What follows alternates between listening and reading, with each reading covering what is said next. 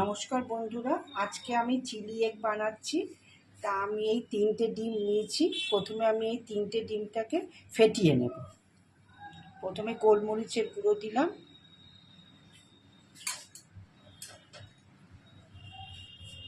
একটু লবণ দিলাম।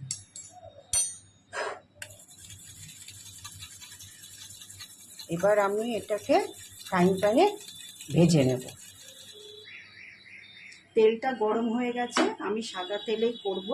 এবার আমি ফেটানো ডিমটা গরম তেলে দিয়ে দিচ্ছি।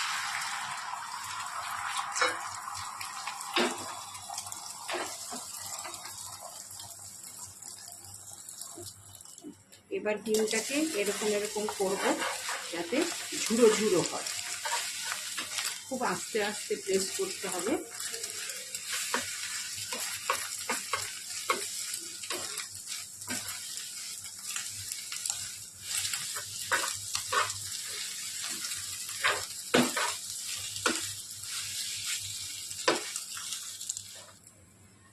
দেখো ডিমটা পুরো ঝুড়ো ঝুড়ো হয়ে গেছে।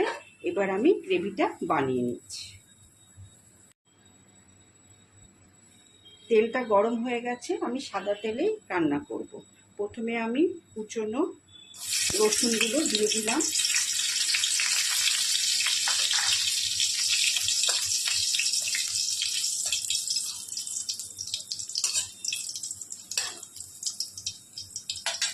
এবার কুচনো কাঁচা লঙ্কাটা দিয়ে দিলাম।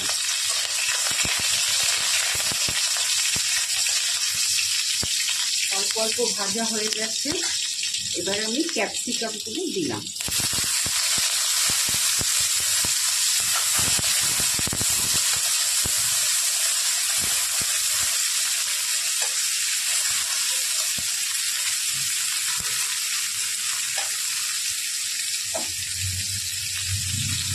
এবার আমি কেটে রাখা পেঁয়াজগুলো দিয়ে দিলাম।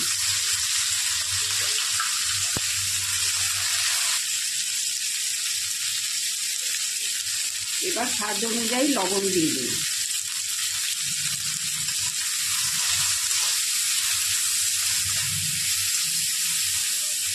খুব বেশি ভাজবো না, আরেকটু ভেজে দেবো।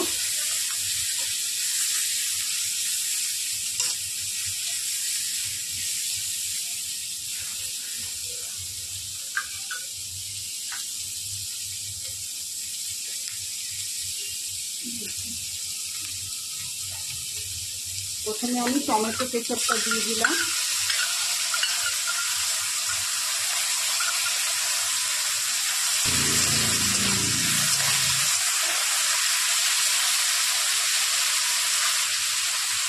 এবার আমি 1 চামচের মতন সয়া সস দিয়ে দিলাম।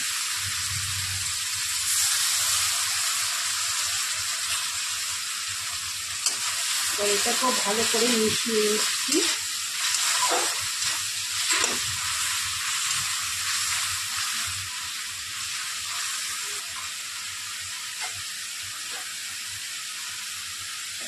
আমি 1 চামচ কর্নফ্লাওয়ার গুলে রেখেছিলাম। এবার ওই কর্নফ্লাওয়ারটা গ্রেভিটা ঘন হওয়ার জন্য দিয়ে দিচ্ছি।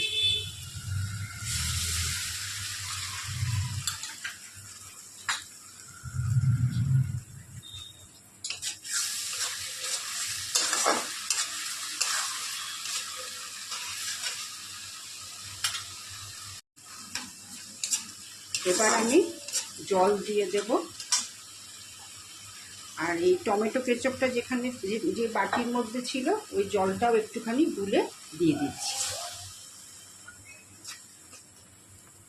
এবার আন্দাজ মতন জল দিয়ে দিচ্ছি।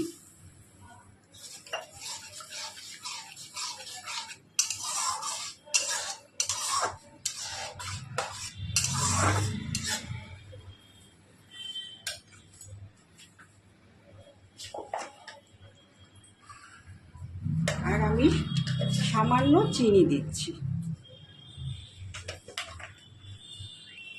এবার এই গ্রেভিটা ফুটে উঠলে আমি ঝুরি ঝুরি ডিম ভাজাগুলো এই গ্রেভির মধ্যে দিয়ে দেব।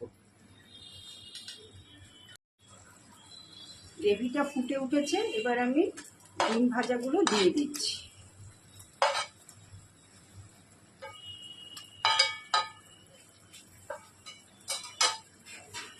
এবার এবার আমি ভালোভাবে মিশিয়ে নিচ্ছি।